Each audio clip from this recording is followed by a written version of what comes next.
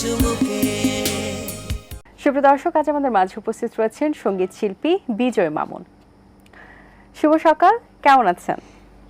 শুভ সকাল, ভালো আছি। আচ্ছা, আমরা কিন্তু জানি যে বিশ্বকাপের তো এখন উত্তেজনা সব দিকেই ছড়িয়ে আছে এবং বিশ্বকাপ নিয়ে স্পেশালি আপনার একটি গান রিলিজ হয়েছে। গানটি সম্পর্কেই জানতে চাই, কবে থেকে পরিকল্পনা শুরু হয়েছিল এবং গানটি কেমন হয়েছে আপনার কাছে?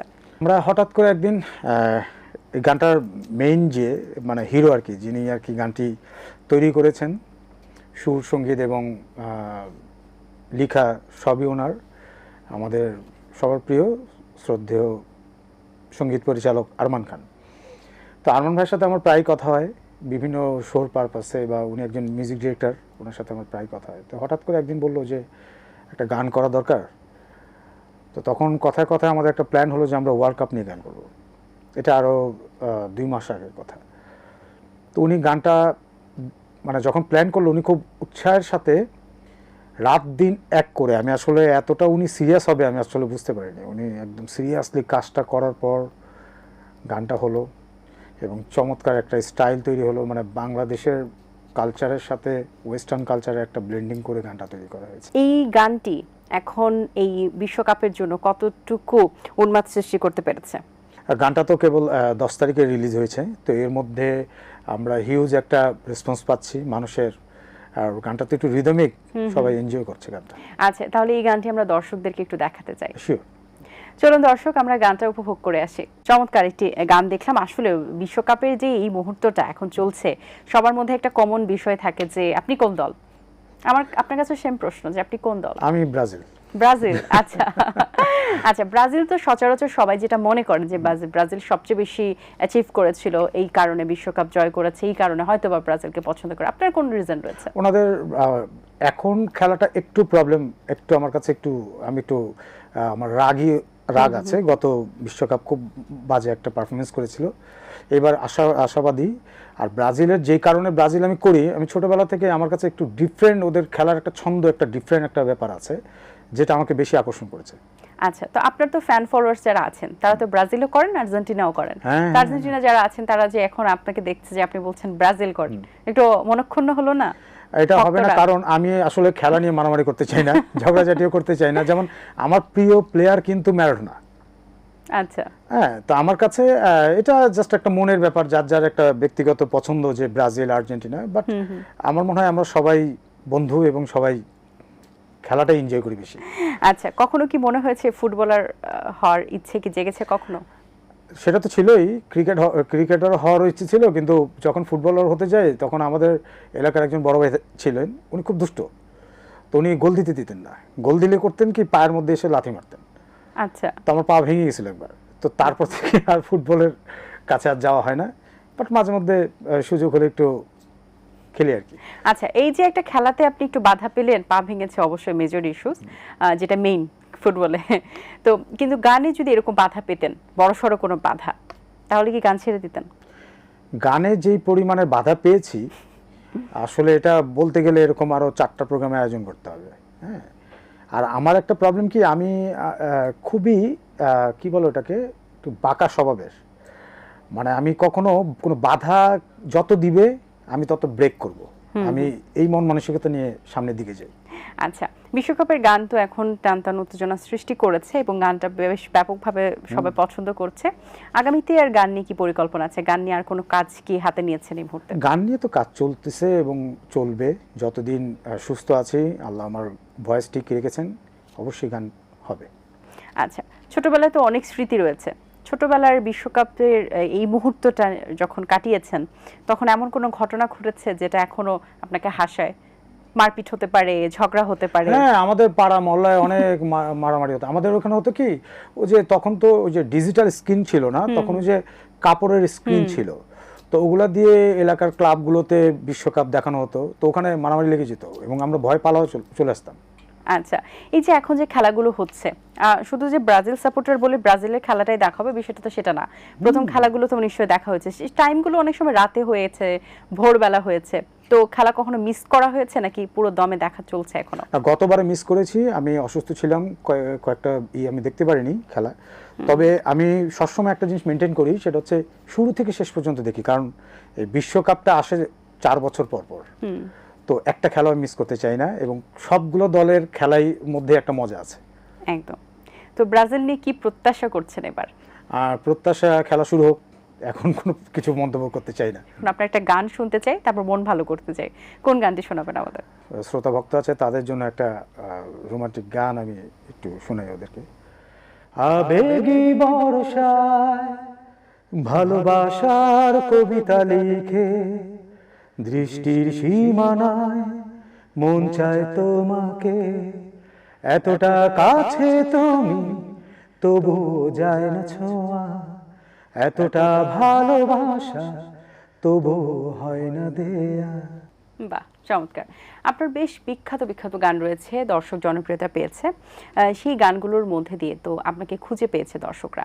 তো দর্শকরা তো আপনাকে ম্যাক্সিমাম সময় একটু মেলোডি বা রোমান্টিক, স্যাড রোমান্টিক গানগুলোতে বেশি শুনেছে। পাশাপাশি আপনি ব্যান্ডের গানগুলো করে থাকেন এবং স্টেজ পারফরমেন্সে ফার্স্ট বিটের গানগুলো করে থাকেন। ব্যক্তিগতভাবে আপনার কোন ধরনের গান বেশি ভালো লাগে? আমার কাছে যে কোনো ভালো গানই ভালো লাগে। আচ্ছা, এরকম কোনো গান আছে যেটা এখন আপনার ভালো লাগে কিন্তু হয়তোবা দর্শকরা খুব একটা সেই গানটা শোনেননি? গান আসলে সবই ভালো। কোনো গান আছে এক শ্রেণীর লোকের কাছে খুব ভালো লাগে, কোনো গান আছে আরেকজনের কাছে ভালো লাগে না। গানের মূল বিষয়টা এখন বর্তমানে বাস্তবতা যেটা, সেটা হচ্ছে প্রচারের একটা অভাব। আমাদের মনে হয় যে অনেকগুলো ডিজিটাল প্ল্যাটফর্ম চলে আসছে, এটা প্রচার হচ্ছে। আসলে মানুষ কিন্তু এখন এতটা ব্যস্ত হয়ে গেছে যে গান খুঁজে খুঁজে নতুন কি বেরিয়েছে এটার সময় আসলে মানুষের এখন নাই।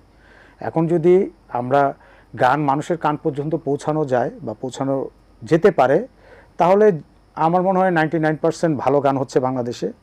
এই গানগুলো সবার, শুধু নট অনলি আমার, যারাই গান করছে সবাই সবার বেস্ট আউটপুটটাই দিচ্ছে। তো সবার গান মানুষ মানে শুনলে নিতে পারবে এবং ভালো লাগবে। আচ্ছা, গান তো আপনি চমৎকার গান, তাহলে কি আমরা আরেকটি গান শুনতে পারি আপনার কাছে? নেই কোনো চাওয়া পাওয়া, নেই কোনো হারাবার ভয়, নেই কোনো দুঃখ আমার, জানি না কি জয় পরাজয়, অভিমান কারো সাথে নয়, অভিমান নিজেরই সাথে, তাই তো নিজেকে লুকিয়ে রাখি সবার কাছ থেকে দূরে।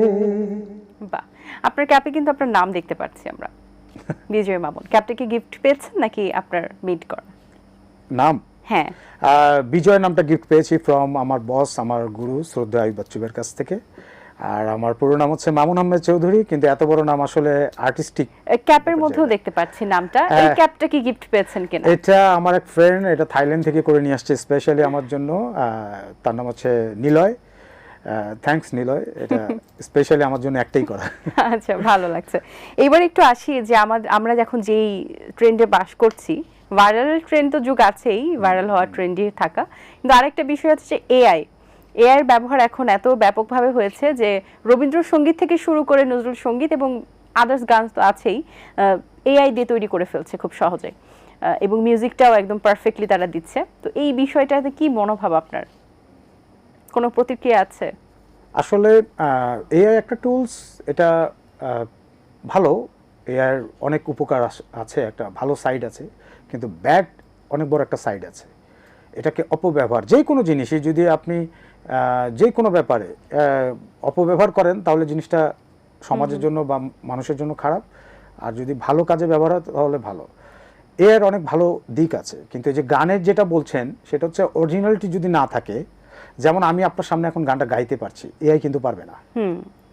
এআইকে আপনি হাজির করতে পারবেন না কোথাও, কোনো কনসার্টে আপনি ওকে অ্যাড করতে পারবেন না। সো এআই এর মাধ্যমে যারা শিল্পী হতে চায় বা এআই এর হেল্প নিয়ে যারা মিউজিক করতে চায়, তারা কিন্তু তাদের স্কিল হারিয়ে ফেলবে এক সময়। যেমন আমরা যারা মানে মিউজিক শিখে মিউজিক করি, আমরা কিন্তু রেগুলার একটা প্র্যাকটিসের মধ্যে থাকি। তো এআই এর তো কোনো প্র্যাকটিস লাগে না, আপনি একটা কোশ্চেন করবেন, সে আপনাকে অ্যান্সার করে দিবে। হ্যাঁ, সো এআই দিয়ে হয়তো এআই আপনি মানুষকে এখন খুব গ্লেজি একটা কিছু প্রেজেন্ট করছেন, কিন্তু আপনি নিজেকে কখনো প্রেজেন্ট করতে পারবেন না। আপনাকে প্রেজেন্ট করতে হলে, আমাকে প্রেজেন্ট করতে হলে আমি আমারই হতে হবে। আচ্ছা, যারা গান এখন নতুন করছে, যারা এখন শুরু করছে কিংবা পড়াশোনা করছে, গানের উপরে তালিম নিচ্ছেন, তাদের উদ্দেশ্যে আপনার মেইন কি পরামর্শ থাকবে যেটা তাদের লাইফে আগামীতে অনেক বেশি কাজ করবে?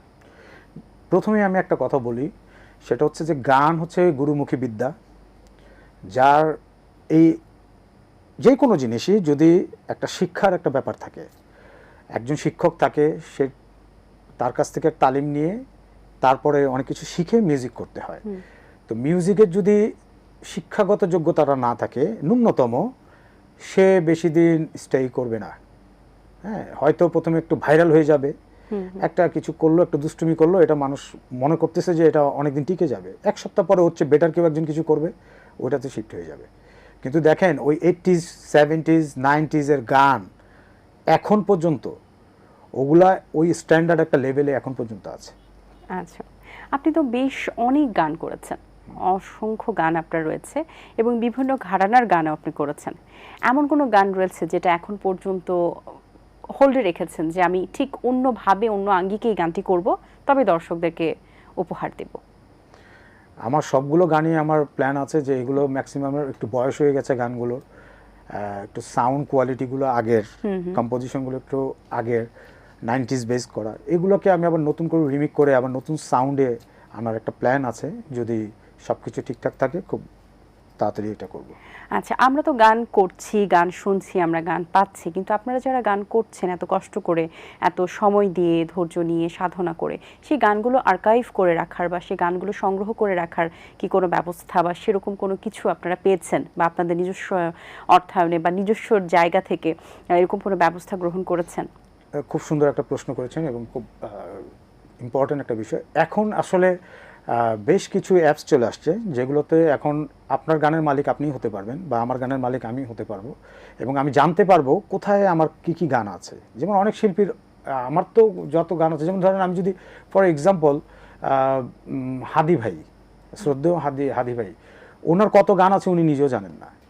তো এই গানগুলো কিন্তু এখন একটা অ্যাপসের মাধ্যমে টোটাল গানগুলো কিন্তু এক জায়গায় করা হয়েছে। হ্যাঁ, যতগুলো প্রোডাকশন হাউস থেকে রিলিজ হোক না কেন, এখন সৈয়দ হাদি সাহেব লিখে সার্চ করলে, কিংবা আমাদের রুনা আপার গান, আমাদের শ্রদ্ধেয় রুনা লায়লা ওনার গান, বা সাবিনা আপার গান, হোয়াট এভার, আইয়ুব বাচ্চু ভাইয়ের গান, জেমস ভাইয়ের গান, সবার গান বা আমাদের গান, সবার গান কিন্তু একটা প্ল্যাটফর্মে এখন আস্তে আস্তে চলে আসছে, যার যার নামের উপরে। যেমন বিজয় মামুন লিখে গুগলে সার্চ করলেই কোথায় কি আমার গান আছে সব এক জায়গায় চলে আসবে, লিঙ্কগুলো সব চলে আসে। তো এটা আমাদের জন্য অনেক বড় একটা প্লাস পয়েন্ট, যেটা আগে ছিল না। আচ্ছা, এই ক্ষেত্রে এইটার দ্বারা নতুনরা কিভাবে উপকৃত হতে পারবেন? নতুনদের গান করতে হবে, সেকেন্ড কোনো চয়েস নাই, প্রচুর গান করতে হবে, তখনই তাদের গানগুলো এক জায়গায় আসবে। এবং তারা আপনাদের এই গানের সংগ্রহ যেটা করা রয়েছে সেটা কিন্তু তারা পাচ্ছে, তারা যেটা আজীবন পাবে। হ্যাঁ, অবশ্যই গান চর্চার ক্ষেত্রে গান শোনাটা বেশি ইম্পর্টেন্ট, এবং আপনারা যে গানগুলো রাখছেন, এখন করছেন, সেগুলো তাদের জন্য ইজি হবে, ইজি টু ক্যাচ, যে তারা সেটা সহজে পাচ্ছে এবং তারা সেই নলেজগুলো গেদার করতে পারছে। আচ্ছা, গল্পের গানে তো অনেকটা সময় পার হয়ে গেল, একটু জানতে চাই যে অবসর সময়, আড্ডা দেওয়ার সময় সবচেয়ে বেশি কোন জিনিসটা ভালো লাগে? ফেসবুক চালাতে। কেন, ফেসবুকে কি ভালো লাগে? রিলস দেখতে? সবাই লাইক কমেন্ট করে, আচ্ছা, অনেকে খবর নেয়, এটা অনেক মজার একটা ব্যাপার। আচ্ছা, এই যে লাইকের কথা থেকে একটা বিষয়, যে এটা হচ্ছে এখন তো রিয়াকশনেরও বিষয় আছে, লাইক, লাভ, রিয়াক্ট, কেয়ার, হাহা, অনেক কিছু থাকে। এমন কোন কেয়ার কি আছে যেটা আপনি অ্যাড করতে চান, যেটা থাকলে খুব ভালো হতো? অ্যাড করতে চাই না, বাদ দিতে চাই, সেটা হচ্ছে হা রিয়েক্ট। আচ্ছা, এমন কোন একটা সুন্দর ছবি, সুন্দর কোনো মুহূর্ত, কিন্তু মানুষ একটা লাইক দিয়ে চলে গেল, যেটাতে লাভ দেওয়া উচিত ছিল, তখন কি রাগ হয়? না, লাভ দিলে আমি একটু বিপদের মধ্যেই থাকি। আচ্ছা, আচ্ছা, না দেওয়াটাই ভালো। ওকে, তাহলে যারা দিবেন তারা সতর্ক হয়ে গেলেন। অসংখ্য ধন্যবাদ আপনাকে, ভালো লেগেছে, অনেক শুভকামনা রইল, ভালো থাকবেন। ধন্যবাদ। দর্শক, আশা করছি আয়োজন ভালো লেগেছে। আজ এই পর্যন্তই, দেখা হবে আগামী পর্বে নতুন কোনো অতিথির সঙ্গে। সেই পর্যন্ত ভালো থাকবেন, সুস্থ থাকবেন, এটিএন বাংলার সাথেই থাকবেন। সকলকে আল্লাহ হাফেজ। দিন আসে দিন যায়, সময়টা চলে যায়, তবু আছি এই বেশ ভালো। জীবনটা রঙময়, যেভাবেই হওয়া চাই, নয় কভু সাদা কালো। এই আশাতে স্বপ্ন ভাসে, সুখ হাসে চোখে মুখে, চায়ের চুমুকে।